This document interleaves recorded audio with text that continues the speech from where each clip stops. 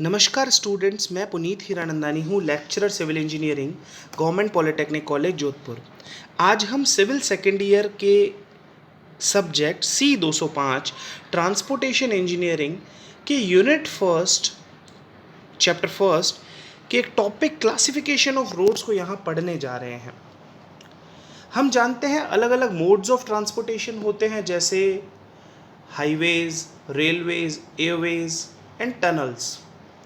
उसमें हमने ये जाना है कि हाईवेज अर्थात रोड्स की उपयोगिता बहुत ज़्यादा है।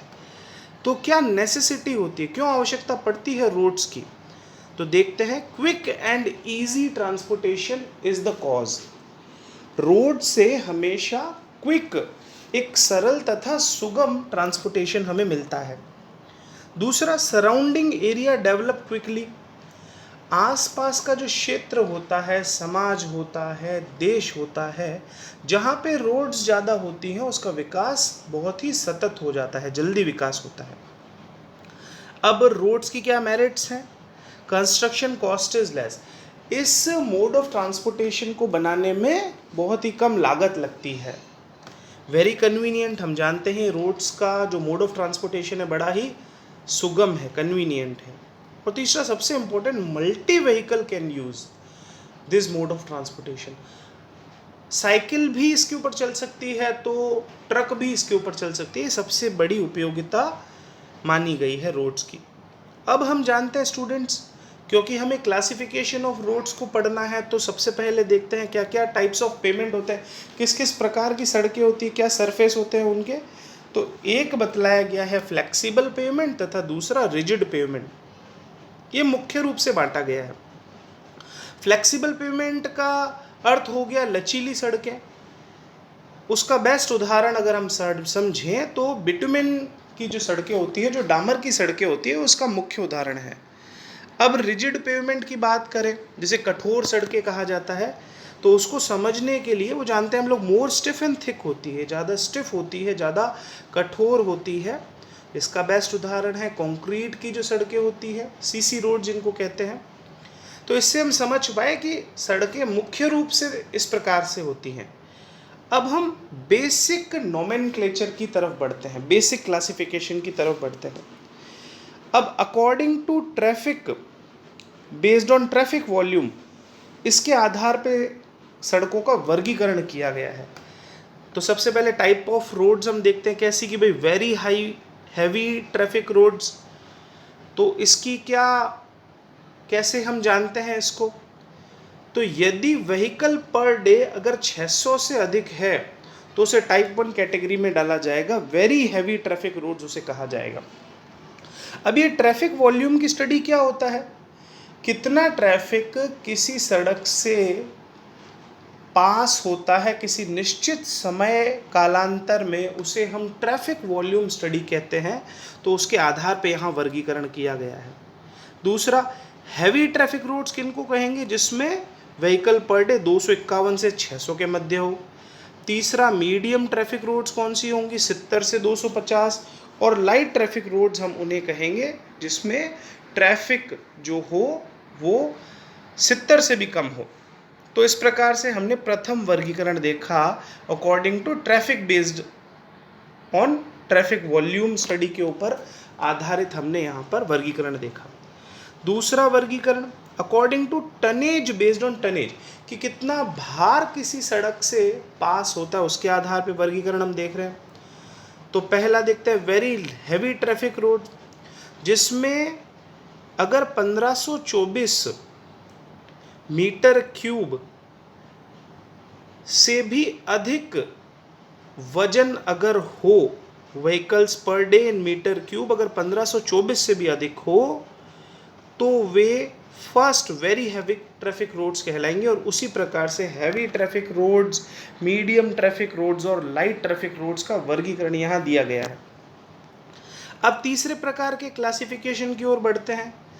तो बेस्ड ऑन इम्पोर्टेंस, तो इम्पोर्टेंस के आधार पे class 1 roads, class 2 roads and class 3 roads, इस प्रकार से हमने 1 2 3 क्लासेस हमने यहाँ पे क्लासीफाई कर रखी है, वर्गीकरण किया गया है। जो उच्च क्वालिटी की होती है वो क्लास 1 रोड्स होंगी, मध्य क्वालिटी की class 2 roads and class 3 road जो होंगे वो निम्न स्तर की जो सड़कें होती है उनको हम कहते हैं। अब हम चौथे वर्गीकरण की ओर चलते हैं। According to location and function, यह मुख्य वर्गीकरण है जो हम आम तौर पर देखते सुनते हैं सड़कों के बारे में। जैसे पहला है national highways, then state highways, third is major district roads, fourth is other district roads, fifth is village roads, और इसमें आजकल एक्सप्रेस वेज भी जुड़ गए हैं। अब जो नागपुर रोड डेवलपमेंट प्लान था उसके अनुसार क्या क्या वर्गीकरण किया गया है उसको हम यहाँ पे स्पष्ट रूप से सड़कों के माध्यम से समझने का प्रयास करेंगे। तो पहला है नेशनल हाईवेज, दूसरा स्टेट हाईवेज, थर्ड है मेजर डिस्ट्रिक्ट रोड्स और फोर्थ है आर्टीरियल रोड्स। ठीक है ना, तो इनको हम यहाँ पर समझने जा रहे हैं। नेशनल हाईवेज क्या होते हैं? The main highways running throughout the length and breadth of our country India joining major parts. ये वे मुख्य सड़कें होती हैं जो हमारे भारत में हर जगह फैली हुई हैं, जो मेजर पार्ट्स को, कैपिटल ऑफ स्टेट्स को, फॉरेन हाईवेज को जोड़ती हैं फॉर स्ट्रेटेजिक मूवमेंट। डिफेंस के स्ट्रेटेजिक मूवमेंट के लिए जो मुख्य सड़कें हैं वे नेशनल हाईवेज कहलाती हैं।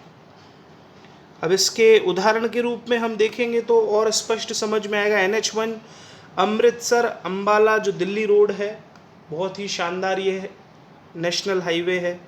दूसरा उदाहरण दिया गया है दिल्ली आगरा कानपुर और कोलकाता का। तीसरा आगरा मुंबई का NH3 का उदाहरण दिया गया है। अब यहाँ ये बतलाया गया है कि ये जो सड़कें होती है, the responsibility of the construction and maintenance, इन सड़कों की बनाने की जो रिस्पॉन्सिबिलिटी होती है वो केंद्र सरकार की होती है। सॉरी। अब स्टूडेंट्स, स्टेट हाईवेज कौन से होते हैं? The highways linking up with the national highways, district headquarters and important cities in states are known as state highways. राज्य की जो प्रमुख सड़कें होती हैं उनको स्टेट हाईवेज कहते हैं। The geometric design specification and design speed for. अब अगर बहुत इंपॉर्टेंट ये टॉपिक यहां पर बतलाया गया है,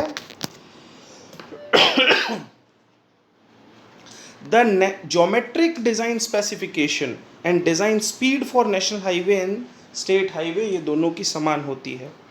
the responsibility of construction and maintenance, इसकी जो रेस्पॉन्सिबिलिटी होती है वो स्टेट गवर्नमेंट की होती है। तो जो डिज़ाइन स्पीड है, जिस डिज़ाइन स्पीड के लिए किसी भी नेशनल हाईवे और स्टेट हाईवे को बनाया जाता है वो सेम है। बहुत इंपॉर्टेंट पॉइंट है। तीसरी होती है major district road, the important roads within a district connecting production and market places. किसी एक जिले के अंदर की जो सड़कें होती हैं जो मुख्य बाजारों को जोड़ती हैं each other with the main highway, state highway से या नेशनल हाईवे से, उनको मेजर डिस्ट्रिक्ट रोड्स कहा जाता है। अब इनको कौन बनाता है? The responsibility of construction and maintenance, district authorities जो होती हैं, जो जिला स्तरीय अथॉरिटीज़ होती हैं, वे इन सड़कों को बनाती हैं तथा इनकी देखभाल करती हैं। अदर डिस्ट्रिक्ट रोड्स कौन सी होती हैं? ODR, the roads connecting market centres, tehsil headquarter, railway station in district known as other district roads. तो ये भी बहुत ही प्रमुख सड़कें होती है। The design specification is low as compare to major district roads. इसकी जो डिज़ाइन स्पेसिफिकेशंस कम होना मतलब इन्हें कम स्पीड के लिए बनाया जाता है, इनकी क्वालिटी थोड़ी कमतर होती है। अब विलेज रोड्स क्या होती हैं? The roads connecting villages with each other और with nearest road are known as, जो भी ग्रामीण सड़कें होती हैं, these roads are very important from the rural area development point of view. The responsibility of construction and maintenance, इनकी local district जो authorities होती हैं वे होती हैं। तो स्टूडेंट्स, हमने आज के टॉपिक में क्लासिफिकेशन ऑफ रोड्स समझा, देखा हमने किस प्रकार से सड़कों का अलग अलग वर्गीकरण किया गया है। आशा है आपको यह क्लासिफिकेशन अच्छे से समझ आया होगा। धन्यवाद।